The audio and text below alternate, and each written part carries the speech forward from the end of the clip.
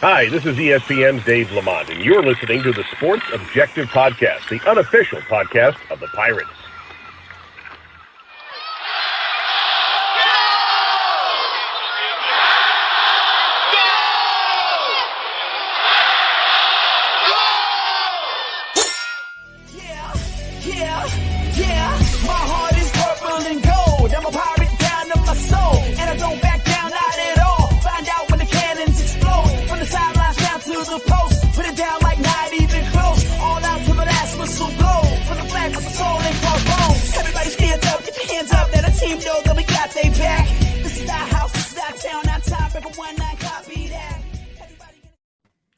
Welcome into the Sports Objective, and we're so excited, Bubba. We've been waiting, but well worth the wait to have our next guest. No doubt, Dave. Obviously, going back a little over 4.5 months ago, it's hard to believe, but it's been that long, and I'm very excited to have this guy on the show for the first time. Coach Schwartz, welcome in. I appreciate it, Dave. Bubba, thanks for having me. It's been looking forward to getting on here with you guys, too, and getting a chance to connect. I know we've had a chance to talk a few times, and Bubba, we had a chance to meet, but it's exciting to be in your domain, to be here in your guys' home court. No doubt, Coach. First out, before we talk basketball and the program, I just want to get your talk. Bubba and I are very biased. I graduated in '95 from ECU. I love Eastern North Carolina, the 252, but I just want to get your thoughts overall with the region and Greenville. It's been awesome, Dave. It really has. And I think I said this many times when I got here that I felt a real genuine welcome from everybody in Greenville and the eastern part of this state. And man, it's just continued to increase over time. Like you said, Bubba, in my first 4.5 months here, and just all the people that I've met, this community, the support for ECU, it's really been fantastic. And my family and I love it here. And we're just really, really feel grateful to be here. Coach, you obviously had that relationship with John Gilbert, East Carolina's AD, from your days at Tennessee. So if you would just talk about, everything moved very quickly once the job became open there in early to mid-March. So just talk about the process and not too much detail, obviously, because folks have heard that, but just on what really sold you on East Carolina. Well, like you said, it happened pretty quick, and just like you said, not to get into too much, but we were at the the SEC tournament there in Tampa, and had a chance to speak with John towards the middle to the end of that tournament, and it happened pretty quickly after we won the SEC championship. We beat Texas A&M on a Sunday, and that evening, John and Caroline Bevillard came down to Knoxville, and we had a chance to meet.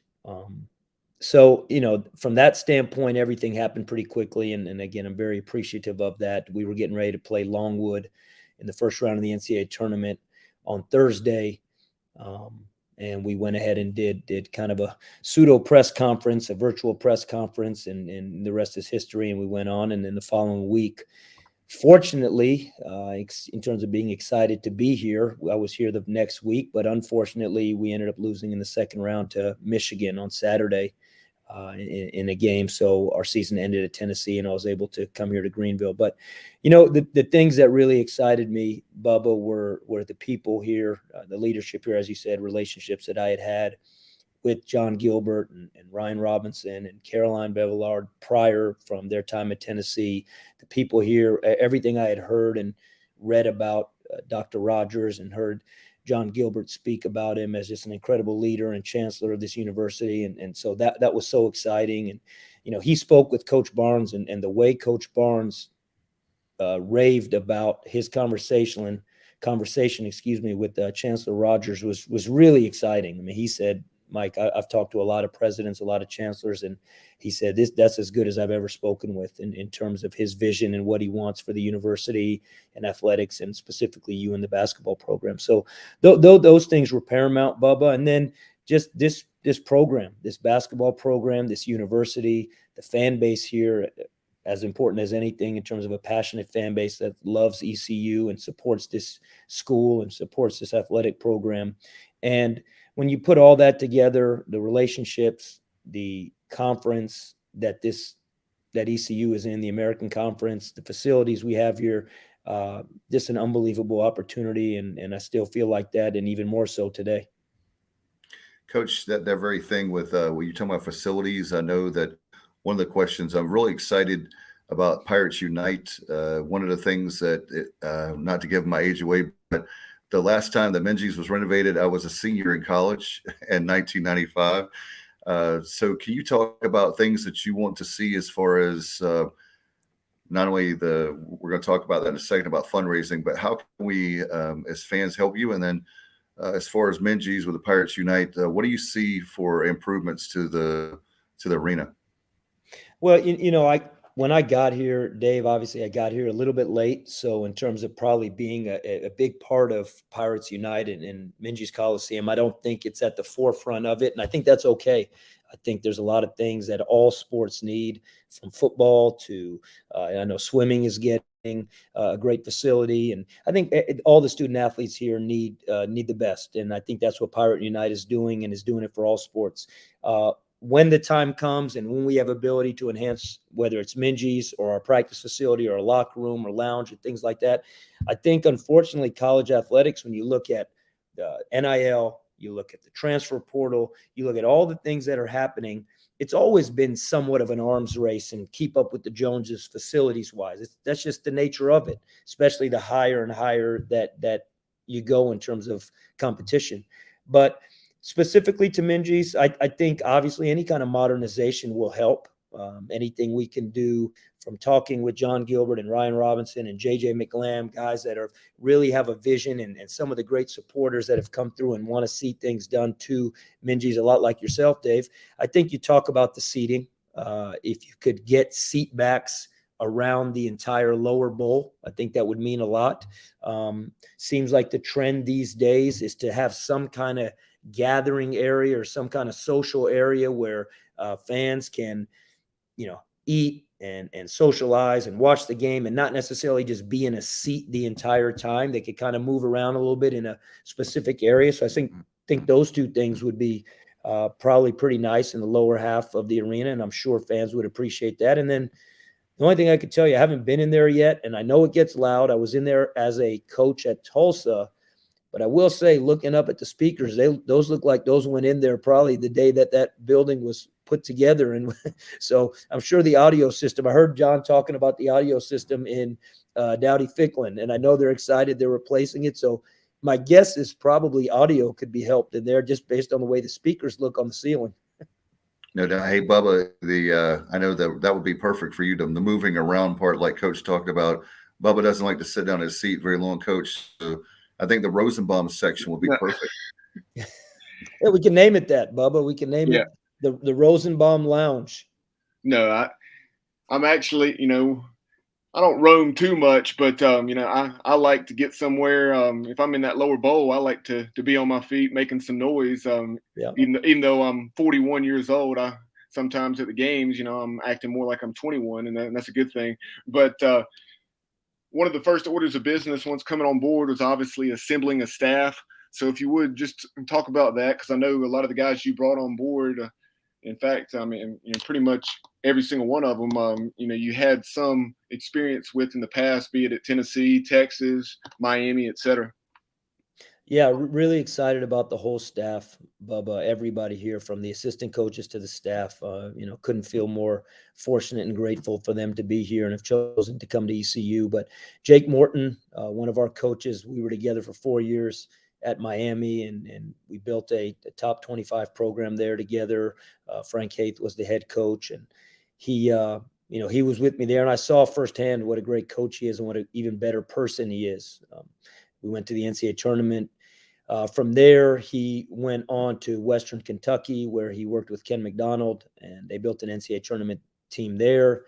And he was last at Jacksonville State, where they went to the NCAA tournament last year. So I've known Jake for a long time, probably since 2007 or 8, somewhere in that range. And as loyal and as good a person as there is, and a great, great coach, great relationships, whether it be with our guys or in recruiting and whatnot. He's a real vet in this business. Riley Davis is a coach that I was with together at Tennessee. He had a similar start to his career as I did in terms of a young player development video coordinator at Texas with Coach Barnes. That's where he got his, real start, even though he has a lot of junior college experience in Texas as well. He's been in the NBA with Charlotte at the time. I believe they were the Charlotte Bobcats. So he has some experience there, but Riley and I worked together at Tennessee. When I had got there, I'd heard a lot about him, but we had not worked together previously because our paths did not cross at Texas. But he's just awesome. He's great on the floor with the guys. He's just a great young mind, very technical savvy when it comes to shooting. Has had a lot of success helping develop shooters. So was very excited about him deciding to come here from UT Arlington. He's worked with some great coaches over his career, including where he just was. So, and then Nick Matson is another coach right now that's here. He and I worked together at Fresno State. We were there together for 4 years, and he stayed on when I left and went to Tulsa, helped build a Mountain West championship team, NCAA tournament team, NIT team. We were together when we got there, and we were in the last season in the WAC, the Western Athletic Conference, and it was a program we took over that was in last place in the WAC the year before we got there. And in our second year, we were in the Mountain West, and by our third year, fourth year, we had built up into the top 4 in the league, and then the NCAA tournament. So Nick did that, and then they went on to UTEP, where he was with Coach Rodney Terry, and he was there, and they built a similar program there, and and he decided that this was a good fit for him. So those 3 guys in particular, but Bubba, whether it's Jesse Higdon or Josh Giardina or Matthew Winsberg or Keith Pugh, our sports performance coach, just feel like we got as great a coaching staff as I could ever hope for, and super appreciative that they are here. Coach, one of the things I'm big on is recruiting. I love the guys you brought in as far as recruiting. But speaking of which, we've had, as you know, we have a lot of great basketball in the state of North Carolina. And even if you look at right down the road in Kinston, North Carolina, or you look at Lenoir County, you look at Pitt County, one of the things I've heard from high school coaches, it was better under the last administration as far as coaching staff. How do we improve upon the local coaches? Because we do have a lot of kids that could go to the ACC or the SEC, for example. How do we keep them in the 252 and keep them in Greenville? Well, it's definitely the goal, Dave, without a doubt. And when Bubba spoke about what was some of the things that excited me about ECU, that's as much as anything that I think we're in the best prep basketball state in the country, or right up there at the very top when it comes to whether it's high school basketball, AAU basketball. And the reason is what you just alluded to. I think we have the very best coaches, prep coaches. I know what high school basketball means to this state and what coaching in this state at the high school prep level means. And it's really important, and we have great coaches. But as far as us being able to draw that talent and those student athletes to want to stay home at ECU, I think there's a couple things. Number one, we have to do our job in this program, and we have to set this program to a standard where those kids want to stay home and they're excited to come to ECU, albeit the success of the program winning, building a program that competes at the top of the American Conference, and player development. And that's something we really strive to do, is player development. I mean, you guys know my philosophy is to recruit high school kids and want to bring kids in and develop them. And so player development is something that's going to be really key for us, and to see the progress of some of these young guys to their sophomore year, junior year, and into their graduating years, that the kids locally say, that's what I want to be a part of, because every kid wants to come to college wherever they go, and they know they want to get better during that time there. So we have to put that product out there, a winning product, a development product, player development on the court, off the court. And then the next piece is the relationships that we do have with the high school coaches in the area. I've had a chance to go to South Central High School, go to Kinston High School, go to Farmville Central High School, meet all those coaches. We've been to Raleigh several times, and we've hit as many and met as many coaches as we can that we didn't know, or guys we did know, and visited with them multiple times. We've had coaches and invited coaches and local prospects to our campus, and they've taken advantage since we've been here in April. So I think that's, I don't know if it'll happen overnight, but I think we're making a real emphasis to recruit the eastern part of this state, but also this state as a whole. And if both sides come to a good balance, I think we will keep kids home, and that's what we want to do. Coach, one of the things, while we're on recruiting, we heard it throughout the process, and when you were being hired, And you emphasized it in your opening remarks after taking the job, as far as your ties internationally. So if you would talk about that. I know longtime Pirate basketball fans will remember Gabriel Mikulus, and then Musa Badian, and as well as other excellent international players. So we're already seeing it with some of the guys you brought in. Yeah, we want to have that be a part of our program, and we will, and we're going to do our best. And, we're not just going to recruit international if it's not the right fit. I mean, I think fit is the most important thing. And our number one priority is local, and whether that's in the eastern part of this state or this state in general. And then I think you have up and down the 95 corridor, you have South Carolina, you have Virginia, even up into the DC area, Baltimore. We have 2 freshmen on our team up from that area this year. But from an international perspective, I have been fortunate enough to be at programs where we did that, most notably and recently Tennessee, where we recruited Europe very hard. We had players from France, 2 players from France, 1 player from Uruguay, 1 player from Serbia, 1 player from Finland, and a player from Canada as well. And that was a goal of ours. We wanted to do it. One of the things we've looked at over the years is, and a lot of programs have done it and had success with international players. But you look at the San Antonio Spurs in the NBA, the way they did it, and we love that model. And then you look at Gonzaga, the way they've done it. You look at a program like Arizona over the years, and I'm just throwing out, so many do it.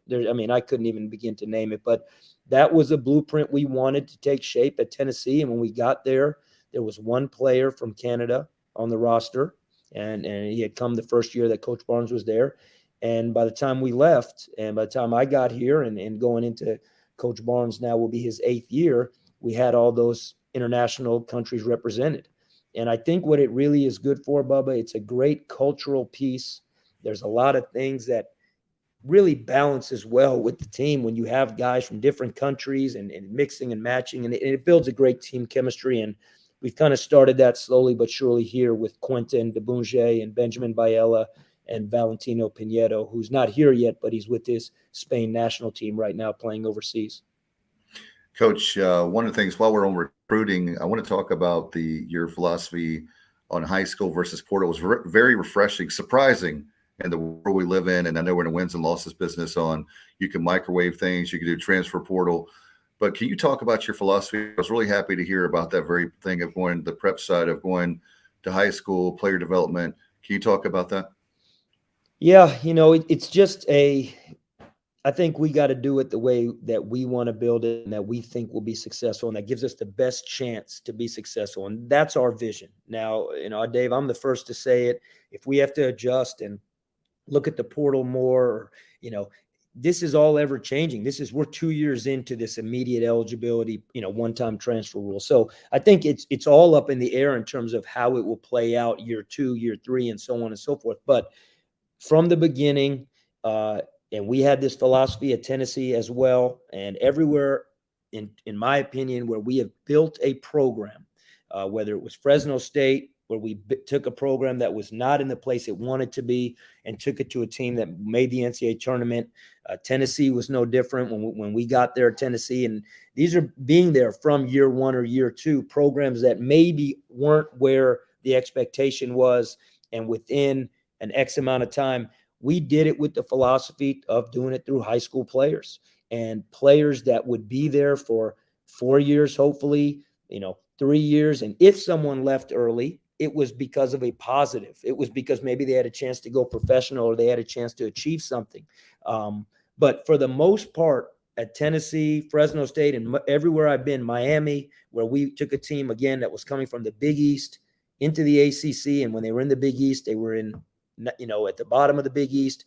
We did it through high school kids, going out and getting guys that want to be there from day one, develop over time, develop this team chemistry, team camaraderie year to year, gain that experience.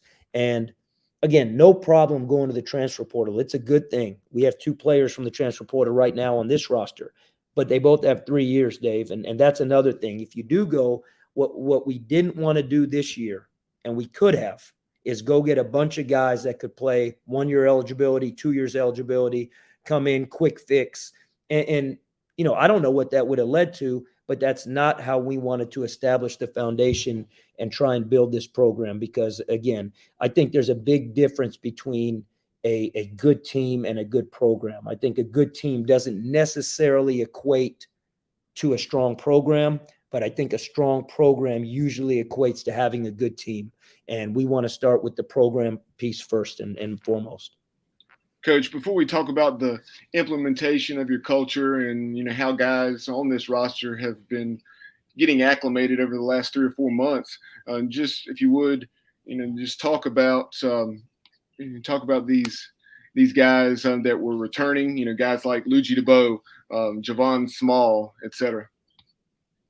Yeah, I'm so proud of those guys, Bubba, in terms of all those returning guys. Luigi, as you mentioned, Luigi and Javon, and you talk about RJ Felton, Brandon Johnson, and Winston Tabbs, and David Kasangane. Those 6 guys coming back, they put 2 feet in, and it was a challenging April. It really was. I mean, we got after it pretty good and challenged the guys to quite honestly see who wanted to be here, who really wanted to be a part of this and this vision moving forward, and nothing negative from the prior at all. I mean, we're going to build on the positives of ECU basketball from all the coaches that have been here to this moment.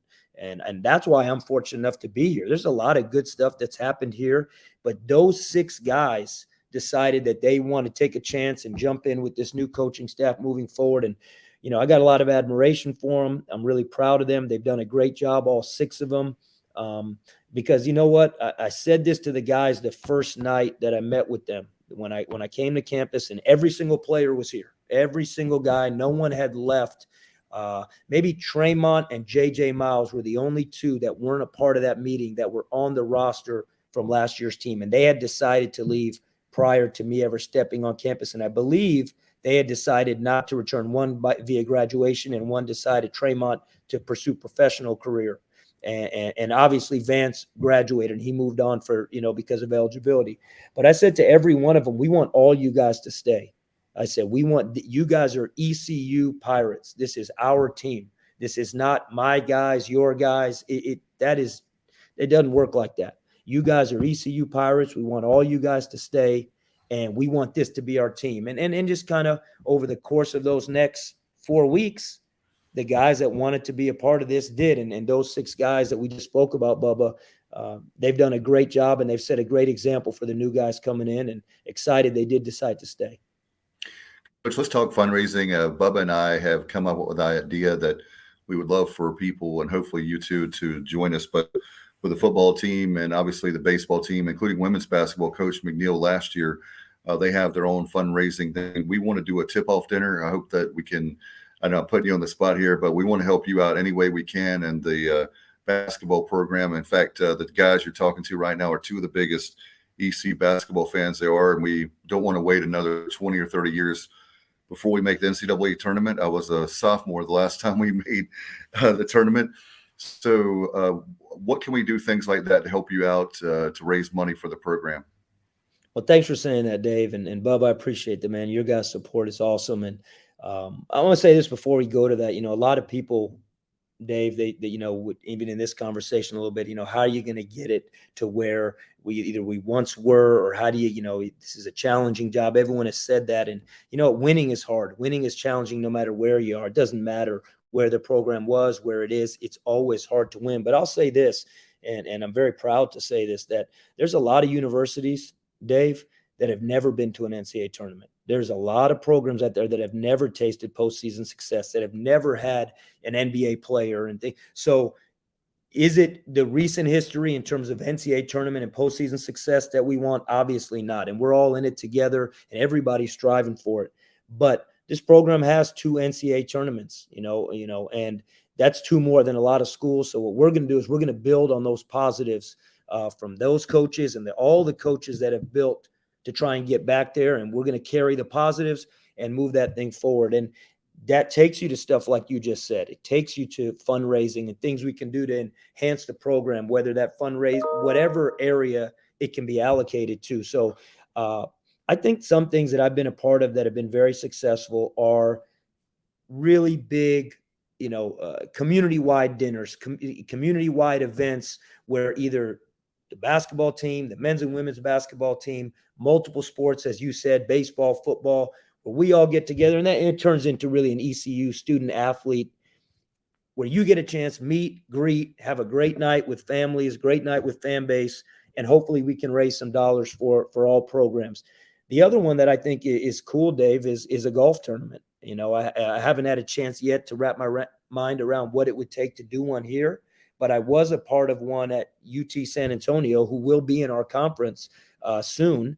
But when I was there with Tim Carter, in my first full-time assistant coaching spot, I think back in 04, 05 it was, we used to do a golf tournament in San Antonio, and we raised a ton of money for the program, and it was awesome. And it was supporters, it was the players, it was everybody came out, the coaching staff. We did one at Fresno State also, but I just remember specifically a golf tournament I think could work really well. And I think I heard Bubba really likes to hit the sticks out there. I heard he's really a hole-in-one kind of guy. Hey, Coach, I'll drive the golf cart. I'm a terrible golfer. I love the sport. I'm terrible at it, but I'll let Bubba participate with you on that one. Yeah, I would certainly like to play a lot more than I do. I guess back in early July, I played for the first time in about 3.5 years. That's what happens when you have young kids. Other things take priority. But yeah, no hole in one. Unfortunately, I did hole out one time on a par 4. But now, Coach, diving back into the roster for a moment, you referenced several of those new pieces coming in the program. Since there are so many new pieces, if you would, talk about what those guys are bringing to the table, what you've seen of them so far as they've, begun acclimating themselves to Division I basketball. Yeah, the biggest thing, Bubba, with that is that everything we do right now, anytime we put something in, it's an introduction right now. It's never a review. And we had 8 weeks this summer. So obviously we have some things that we spent more time on than others, and we were able to touch on certain things, very foundational things every day. And so eventually that turns into reviewing and enhancing and improving. But for the most part, 15 guys we had here this summer, new or returning, everything that we put in was an introduction. And it takes time to get to a certain point, especially like you alluded to, when it's your first time at this level in Division I for whatever 7 freshmen, I think it is, 2 walk-ons, 5 freshmen are here. And then we have Valentino that will be arriving in a couple weeks. But yeah, but what we did see from the freshmen is an eagerness and a buy-in to our culture in terms of work ethic. You guys have heard me talk about it before, that being one of our main 4 pillars is work ethic. And all of our freshmen, the ones that are here, Saxby Sunderland, Caleb LeCount,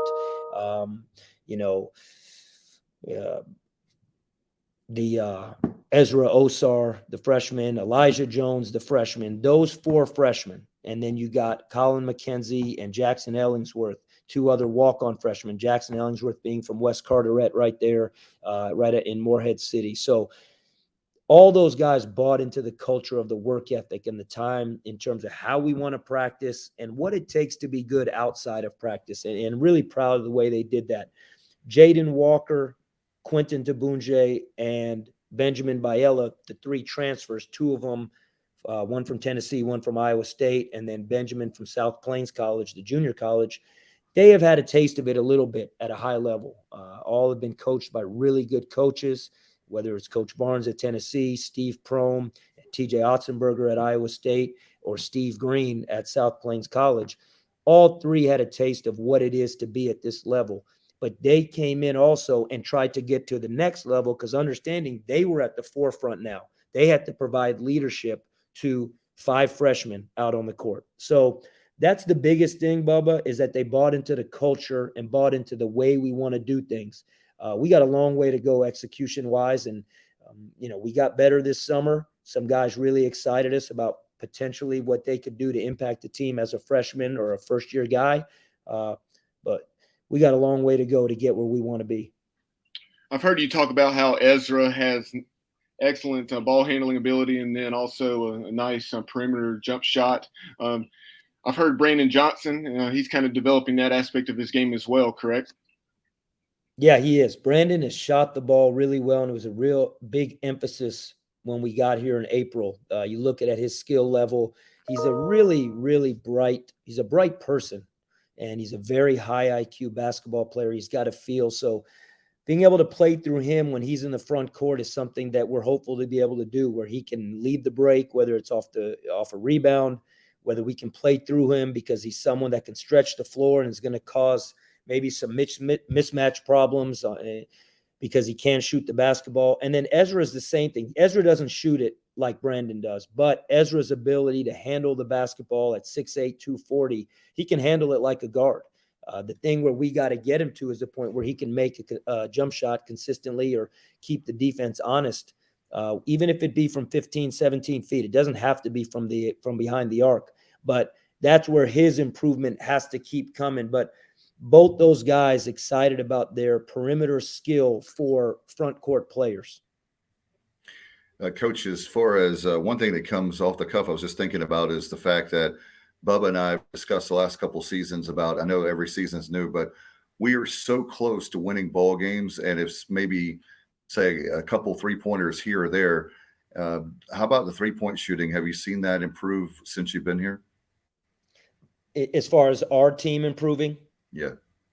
Yeah, Yes. I have because the guys have worked. Yeah, I mean, hey, there was some really good shooters on the team last year. I mean, obviously, what Tristan could do shooting the basketball, and I know Brandon shot the ball, and Tremont. I mean, he had guys that put the ball in the basket, and I think that's awesome.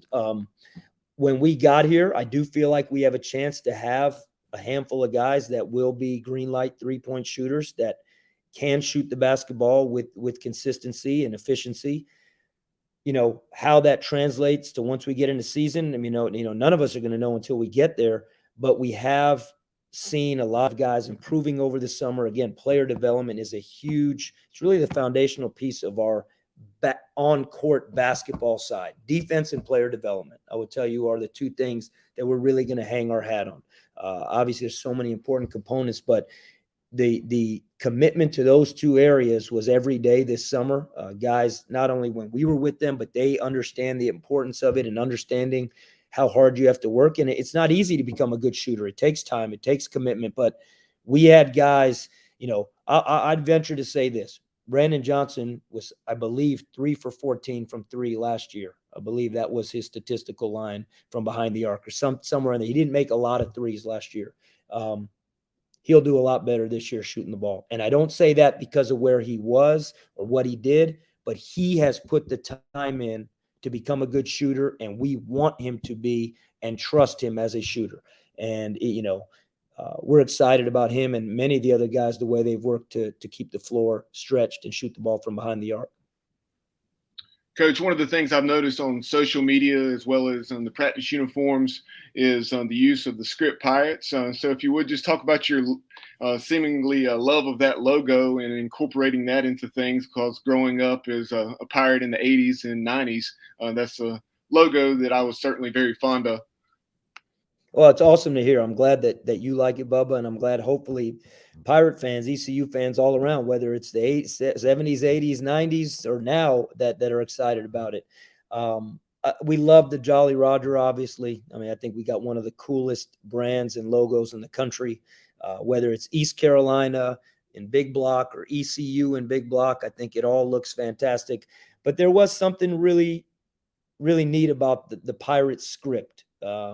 A lot of times in branding and athletics, that retro look catches fire and it keeps coming back every so often. And, maybe this is just the right time, or maybe our staff and myself, we fell in love with that look of what it could be and how it would look as a primary brand, the Pirate script with the Jolly Roger logo attached to it, because it's going to be everywhere.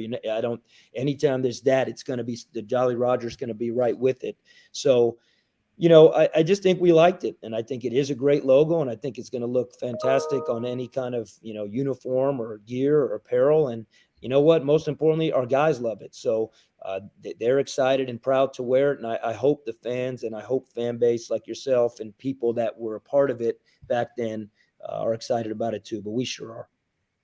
I definitely am. I love it too, Coach. I'm old school. But as far as new school is concerned, I am a I am an old dog learning new tricks when it comes to social media. That's something that's very important. I know Bubba agrees with me. We've got to do a better job. We've been doing good, but we can do even better. And that's with the social media aspect of things. Do you have anyone handling that for you for basketball?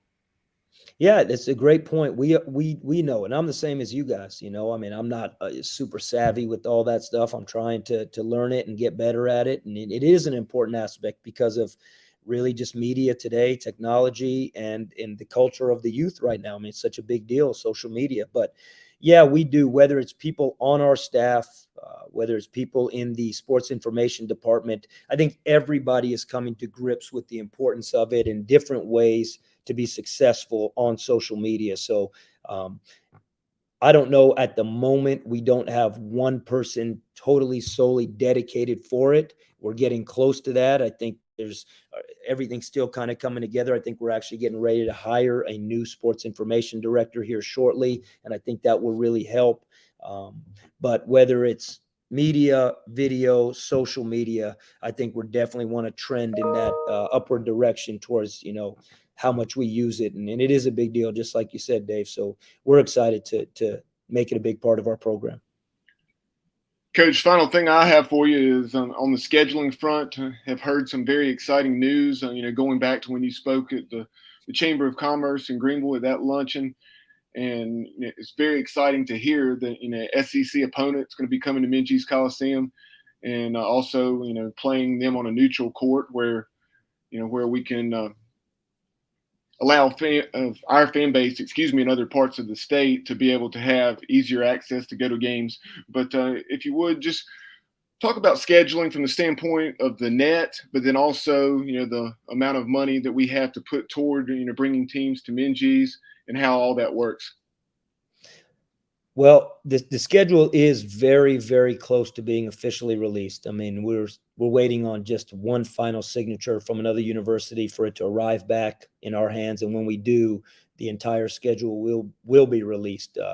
They talked about yesterday the tournament in Florida that will be in Thanksgiving week, and we play Indiana State in the first round there. It is out there publicly that we'll be playing Mercer on Tuesday, November 8th as our home opener. So there is bits and pieces that are out there, but it will all be released very, very shortly. I honestly was hoping it would be this week, and it still may later today. If not, I would think either over the weekend or first thing next week, because we just have to wait on one final technicality just to be able to do so. But from a standpoint of scheduling, Bubba, there's a lot that goes into it. And you bring up the net, you bring up RPI, and you bring up quad 1, quad 2, quad 3, quad 4. There's a lot of things that go into scheduling, and not only what we want to accomplish, but anybody you communicate with, they're looking at the same thing. They're looking at those same numbers. Everybody wants to develop a schedule that puts them in a strength of schedule standpoint where if you didn't win the conference tournament, you can be in conversation for postseason play. And so there's a lot of analytics that go into it, and it's tenfold now. I mean, it's so much more over the last 5 to 7 years with this analytical breakdowns and of that. So we're no different, and we looked at it, and we have a very healthy allotment, and very thankful and grateful for the university for us to have what they would call a guarantee budget, as you know, in football, basketball, no different, where we have to pay other universities to come play here on our home floor. So I feel very confident from a budget standpoint where we are and our ability to go do that. And then you go out and you try and find series. You go try and find where, one thing, Bubba, when I got here, I said early on, I want to make it where our schedule, we can schedule years in advance. And I'll be quite frank, I was met with some skepticism of people who didn't think we could do that here and thought maybe, it has to be year to year. But I don't believe that. I think I've done scheduling for a long time in my career. I take a great amount of pride in it. I got a staff here that has done it. Nick Matson, I think, is as good as anyone in the country with scheduling. And I'll tell you, we have games right now scheduled out through this 24-25 season. We'll have 2 series on the books this year, next year, and the following year. So we have 2 3-year series that are done.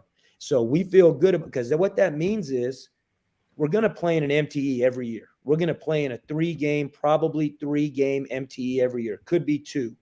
So that's 3 games right there. You have 2 games already on the docket in the non-conference for the next 3 years. So now you're to 5 games that you know you're going to have. That leaves you with 8 games to get. And when you talk about having 8 games to get in your starting series and you have your guarantee budget and will go on the road and play, now it's met. Now you can really be aggressive in putting the exact kind of schedule or trying to that you want to. But if you have to go put 12 to 13 games together every spring, you're going to be behind the 8 ball. You're going to be handcuffed in terms of trying to get the schedule right, whether it's amount of home games, whether it's the things you talked about, Bubba, the net rating, what your strength of schedule is, whether it is playing the opponents that the fan base would be excited about. And I feel like we're setting ourselves up for into next year and into the future to be able to at least have a little bit more control over those areas. So we're excited about it, Bubba.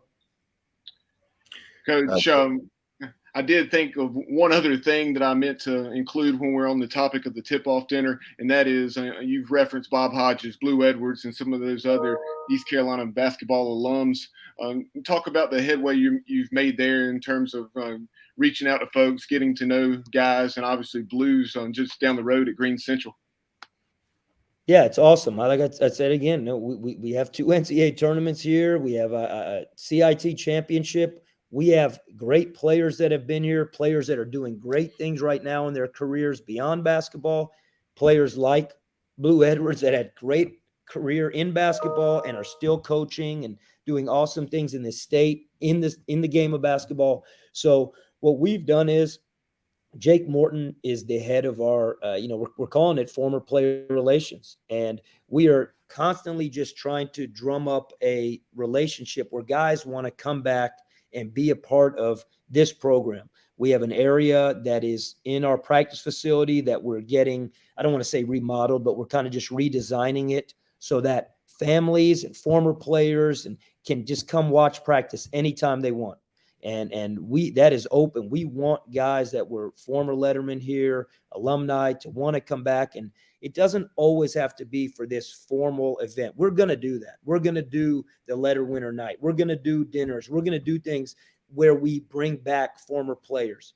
But you know what's just as important is that guys that sweat and guys that we would call, we tell our guys, man, anybody that put a uniform on here, man, is a brother of yours.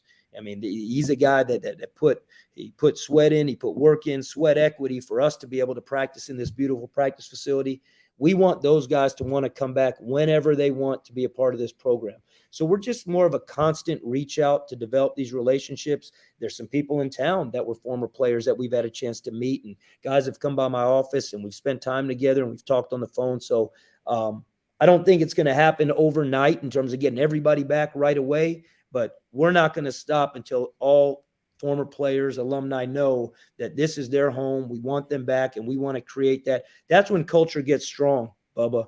When former players are around in our practice facility and around the program at the games, I've been a part of it. I've seen it. That's when your culture gets really strong, and we can connect with the successful tradition of the past. Coach, I have one final question. I appreciate the long visit. You've been generous with your time. Have you had a chance to eat in Greenville? I'm asking your toughest question of the interview. You can probably look at me and tell I love to eat. What's some of your favorite restaurants? I know you've been busy, but if you had time to spend time in Greenville eating. Awesome food here. Awesome food here. I got a funny story for you guys because one of my favorite places I've been, and there's been a lot. I mean, I could go down and name a bunch of restaurants, and went to Parker's Barbecue, the original. And we went to Parker's, and I went there with John Gilbert, and it was just, obviously, it was fantastic. And we get in there, and we sit down, and I say, man, this place really looks familiar to me. And funny enough, about 5 or 6 years ago, I was recruiting a player in the eastern part of this state at Tennessee with Coach Barnes. We were out this way. This was before John Gilbert or anybody was in administration here. And Coach Barnes' favorite place is Parker's. It's his favorite restaurant. Wow. And when we came here in April, he said, hey, you got to go to Parker's. The fried chicken. He started just going on the hush puppies. He was talking about it. But long story short, when I was here recruiting, Coach and I came and we ate at Parker's. And he took a picture with Billy Parker, and I took the picture. I took the Oh, wow. picture of them two, and it's up on the wall in the original Parker's right now, right there. When you walk in, it's right on the left-hand side. And when we walked in there and sat down, I said to John, John, I feel like I've been here before. I think I have been here. And all of a sudden I realized I saw Billy, I talked to him, I saw the picture, and I realized that I had been there probably 5 or 6 years ago, about 6 years ago. And, man, it was just awesome. I had the fried chicken and I had the hush puppies, and it was about as good as meals I had since I've been here. But there's been a lot of awesome places, a lot of awesome places. Yeah, like you say, it's all good, Coach. But you know, on a cool fall Saturday, you know, or during the winter when you're in town for a basketball game, going to Parker's and getting some hush puppies and then the Brunswick stew. It doesn't necessarily look appetizing, in my opinion, but that's why I think I stayed away from it as a child. But I developed a real love for the Brunswick stew, and you get some Brunswick stew, hush puppies, and sweet tea, and you're good to go. It was delicious. It was delicious. And I sent Coach Barnes a picture of my plate, and he wrote back in all caps, "I'm so jealous right now." We thank a lot of Coach Barnes too, being from the great state of North Carolina, the western part of the state, closer to Bubba. Coach, thank you so much. You've spent a long time. We love basketball. We could talk hours with you. Please pick up the phone if there's anything you need. We want you to be successful here, and we look forward to working with you in the near future. Well, thank you guys. It means a lot for you guys to have me. I really, really appreciate it, and all your kind words. And again, just really appreciate it. Absolutely. Thanks so much, Coach. Okay. Thank you, Coach. Care. Have a great day. Bye-bye. Bye-bye. Great stuff there, Bubba, with Coach. And I think that a lot of people will be surprised. But one of the things I've heard already, including from you, is his energy, his passion. I think he really gets Pirate Nation. I'm really excited. And you and I both are taking it upon ourselves. We talked about back in the spring, our desire for this coach and the coaching staff and this program to be successful. And we'll do anything we can to help him out. And hopefully we'll continue to have the commitment there, and we'll keep working hard. Season tickets or what the like, but I'm glad to have him on, and I appreciate all the time he spent with us. Certainly, I'm very impressed with Coach Schwartz. Getting to know him a little bit in person back in May at the Armada, but every interview I hear with him, I like to hire more and more. So hopefully it'll work out on the court. Plenty of reasons to believe it will, but certainly just as history has shown, he and the staff have their work cut out. But and like we've said time and again, I wholeheartely believe that we can find a way to get it done in basketball, and I certainly hope that Mike Schwartz and staff are the ones to do it. Before we go, I was just going to say really quick is the fact that you remember when we were at that Charlotte game a couple of years ago, and Alan Thomas and your dad, and I love your dad so much, Gary Rosenbaum, one of the best Pirates ever, with his jungle. I had never heard, I knew your dad a little bit, but I had not heard the jungle calls. I love that. But that atmosphere that day, that Sunday afternoon was fantastic. And I feel like that if we could, that was against Charlotte, a future, obviously, foe as far as an American. But I'm just really excited about thinking about what Coach can bring and his staff and the recruiting. And, we'll see what happens. But certainly, I love his mentality on the high school front. There are a lot of great coaches that I've met and I've talked to, and for whether it's at Riverside and Williamston, if it's South Central, we can start naming a lot of places where basketball is where people love it, and whether it's big in Eastern North Carolina, the 252. So thanks to Coach for making that a priority, and that's a really selling point for me. But anyway, thank you, Bubba. I appreciate you working hard behind the scenes. I know that we've got a busy schedule, a lot of great, we won't say it today, but we've got a lot of exciting things that we're going to announce very soon. And we're looking forward to Media Day for football coming up on the 20th, and a lot of other great stuff, right, Bubba? Definitely a lot of tremendous content headed our listeners' way. And like you said, we're not going to divulge everything as far as exactly what that is. But in addition to our traditional, 2 to 3 shows a week, we will have some other you'll be hearing from some guests that we've had on the show before, but they'll be taking on a little bit different role. And we're very excited about that. I know Pirate Nation will really enjoy that as well. But before we get out of here, update on Parker Bird. Most recent news, unfortunately, he had to have part of that right leg amputated just below the knee. And that is still a very fluid situation as to whether it will be able to remain, an amputation at that point below the knee, or if they may have to go higher. Fingers crossed that it will, be what it needs to be. Excuse me, and they won't have to take any more of Parker's right leg. But just all the thoughts and prayers in the world go out to that family. Hats off to Jared Plummer, part of the left field megaphone crew that runs the ECU Jungle account on Twitter. He started a GoFundMe. Listen to this. This was on Thursday, I think about noon or 1. And here we are at 3:30 on a Friday afternoon, just over 24 hours later, and we've already raised, or the Pirate Nation and Friends of the Bird family have been so generous to donate in excess of $40,000. Wow. Well, that just goes to show you the miracle. And, I'll have to say that the doctors, I know them and know them personally. I don't hang out with those doctors, but I know them very well. And he's in very good hands. And we just tell Pirate Nation he's in very good hands.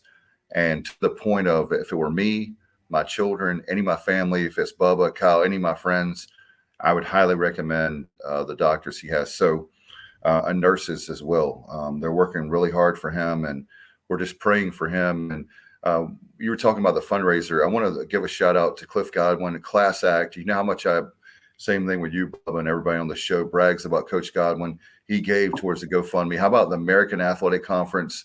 We love Commissioner Resco and everybody in the American. We're not getting paid by them, but just want to say thank you to all of them. And there's a lot of great, like you said, members of Pirate Nation and friends and family of Parker that have given. So thank you to that. And I hope we can raise a lot of money. And, as crazy it may sound, it's so raw and heartbreaking and gut-wrenching, as we say, but I just feel that God has a big plan for Parker still. And I just can't wait to see his future. It's not over. And it's a tough time for the family. We'll keep praying for them. But I know there are a lot of us that are going to lift them up in Pirate Nation. No doubt. We'll continue to keep that family in our thoughts and prayers and provide updates as we have them. Loyal Pirate fan Waylon Summerlin, who's also part of the Jungle crew, part of the Cannon crew, if you will, there in left center, is constantly firing the cannon after the Pirates score runs. But he provided an update forwarding what Parker's mother, Mitzi, said. I guess this was about an hour ago now, that being 3:00 on Friday, August 5th. He said Parker's surgery went well today. The doctors, cleaned up some areas and suture around the muscles. They seem more optimistic today that the muscles below the knee may in fact make it, allowing him to keep the knee, as I mentioned a few minutes ago. Still not out of the woods yet, but definitely more optimistic. His next surgery is going to be on Monday morning if all goes well this weekend. Thank you all for the prayers. And that's good today. It's been a roller coaster ride, as you can imagine, for this family, to say the very least. And we're here for them. And you know why, Bubba, you and I are homers, and we always talk about how great Pirate Nation is. But this is another example how great our fan base is, how great our coaching staff, how great the conference we're in when they step up like that. And I know that I would still love them if they didn't, but they did the right thing by stepping up and giving and helping this young man. And it just shows, when Coach Godwin, I'll say this and we'll move on. But when Coach Godwin talks about how he's there for the players and how much the players love him and respect him, what he did for the Agnos family, this particular case, that's why I love Coach Godwin so much. And I'll do anything for the program, and I'll do anything for Coach Godwin because he's a class act. And kind of transitioning away from that, Dave, going back to the topic of barbecue, obviously, in addition to Parker's, you have other tremendous barbecue joints, if you will, there in Greenville, be it Bees, Sam Jones, out in just out on the outskirts of Greenville, you have the Skylight Inn. So many excellent barbecue places, but one that we're obviously fond of is right there in Williamston, in your backyard. Porky's Backyard Barbecue, located on 805. Is that East or Eastern Boulevard? Yeah, that sounds right. Yeah, Eastern Boulevard in Williamston. If you would like to place a takeout order, 252-661-0337. And then obviously you can dine in as well. Barbecue chicken ribs and some excellent seafood. By the way, if you're watching this on Friday night, then I want to remind everybody, 7 to 10 tonight, we're having karaoke. The first time they've done anything at nighttime, that'll be 7 to 10 tonight. So if you're looking to sing, if you're looking for something to do on a Friday night, come out to Williamston, Porky's Backyard Barbecue. It's going to be great. In fact, by the way, Bubba, Mark and Terry are close friends of mine for many years. Their family, the Holiday family, tremendous people, right? And Mark actually watched our show for the first time just a few nights ago. So Tuesday night, he was really enjoying it, and he, by the way, said that he wants to give barbecue to me, to you, to Kyle, to Matt, to everybody part of the Sports Objective, and we'll all have the barbecue and eat it at the same time and get your opinion on his barbecue. And that just shows anybody that knows anything about people that have a barbecue joint, they're very proud of their barbecue, right, Bubba? No doubt, and certainly look forward to having that that he mentions. Definitely look to getting my hands on that Porky's Backyard Barbecue and seeing what it's all about. Not having traveled through Williamston much, haven't had the opportunity to do so, but. In addition to Porky's, I'm very appreciative of PGX Gloves. Yes. Mark Minikazi, had the chance to catch up with Kaz and talk to him in person up in High Point. Oh, cool. Just on Thursday evening as they were playing game 3 of a 3-game series against the High Point Rockers, which is one of the 10 teams in the Atlantic League, which is professional baseball's independent league. And believe it or not, they actually, the Kentucky Genomes, as their, I believe maybe the Kentucky Wild Health Genomes, something to that effect, is one of 2 teams in Lexington, Kentucky, along with the Lexington Legends, which used to be a part of minor league baseball before the restructuring. But they won the series, and then I was talking to Kaz afterwards. It was great to catch up and great to see his team, which also features Chris Davis, who was the Major League Baseball's home run king in 2018 when he hit 48 bombs. It was neat to get to see some quality baseball last night. Well, you know how I am, Bubba. In fact, on my keychain, you'll see one of my coworkers gave me, because she knows how much I love baseball. She came back from a trip from Vegas and she got me a keychain. You know what it says, Bubba? I don't think I told you this. It says, "I love baseball." And I thought about my good buddy down the road in China Grove. I think Bubba and I, like, if we could, we'd about go to if our families didn't kill us, to a baseball game just about every day, just like the other sports. Thanks so much to Coach Schwartz. I appreciate him. And like we said to him, and we mean that sincerely, we're going to help him and the program any way we can. And we appreciate him so much. We're about out of time, but I want to thank all the fans at Pirate Nation. We got a lot of great, exciting news to tell you over the next 6 months or more. A lot of changes for the good for this very program, for sure. One more thing, Bubba, I want to make sure people get season tickets, as you have up on the screen for those that are watching. We want to get 18,000. We're at about 15,000 now. ECUPirates.com. Call 1-800-DIAL-ECU. That's the way I do it. But I'm learning over the last 2 weeks. I promised Bubba I would do it. Go into ECUPirates.com, and I've learned how to get season tickets and give money to the Pirate Club and order my tickets that way. So I'm learning about that. When the basketball season tickets come around, I will do my basketball season tickets that way. But you can go. So get your tickets now for football. Don't wait. 1-800-DIAL-ECU, ECUPirates.com. Or some of you may say, "Dave, I can't go to every game." Well, they have single tickets on season. They don't. They still have the season tickets, but you can also get single game tickets on sale as well. All right, Bubba, appreciate it very much, my friend. You can join the Pirate Club today. We'll do that to 252-737-4540. or you can do like I've been doing, go to ecupirateclub.com. We'll get out of here. Thank you so much for everybody to be a part of the show. Thanks to Coach Schwartz. Thanks to Bubba producing behind the scenes. And as always, I am Dave Richmond, and I hope you have a great weekend. And as always, everyone, go Pirates. My heart is purple and gold. I'm a